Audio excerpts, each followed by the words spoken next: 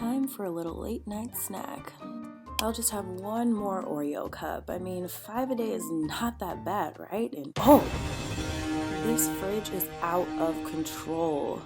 It's definitely time to get this food properly organized.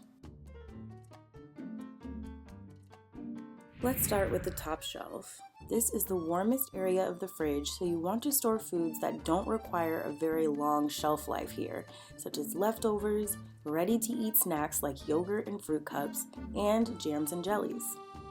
The middle section of your refrigerator is very cool, so it's perfect for foods like uncooked meat, milk, and eggs.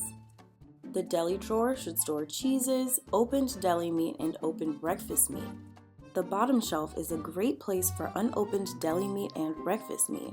Fruits and vegetables should be separated and stored in the crisper humidity drawers for ultimate long-lasting freshness. And finally, the door should hold items that are fine in warmer and fluctuating temperatures, such as butter, juices and beverages, and condiments. Now that the foods in my fridge are properly organized, it will last so much longer than ever before, and my favorite snacks will be easy to locate. If you enjoyed this tutorial, there's a lot more where that came from. Head on over to ehow.com and make sure you hit that subscribe button before you go. See you guys in the next video.